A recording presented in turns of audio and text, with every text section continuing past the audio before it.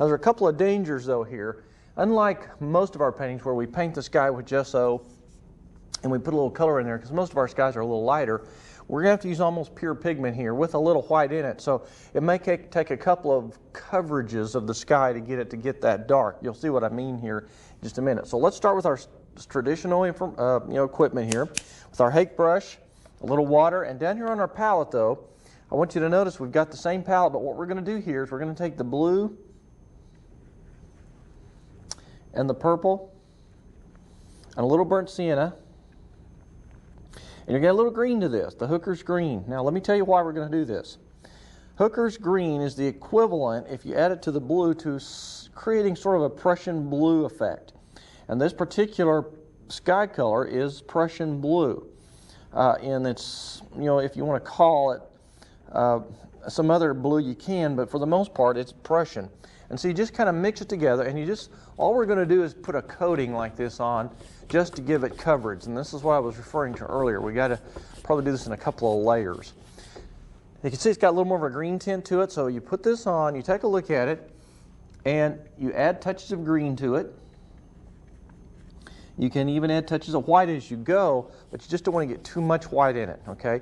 But you'll notice here in the photograph, and I want to kind of keep this kind of handy here, you're going to see light spots and dark spots. Now this is not a real traditional stormy sky, it's just a night sky with some sort of horizontal drifts of clouds, and you can see it's not real specific, it's just mostly light and dark values. You're going to do this about halfway down, kind of going like this, and then when this dries, we will hit it again, and that way all of your canvas is completely covered. This is a little bit transparent. Almost all of your acrylics, especially in these range of colors, are going to be on the transparent side, so keep that in mind. So you're going back here every time you remix, and by the way, one of the tricks here is to remix each time, and your color's not going to match, but you're using those same colors, the blue, the purple, the sienna, and the green. That's why I have them all lined up in a row there on my palette. And so notice, look what happened here. It's a little darker. So what? Blend it in, long. These are really X's. Now this is the same stroke we use normally, but they're long and narrow. They're not just big, bold X's. Here, take a little water, a little bit more blue.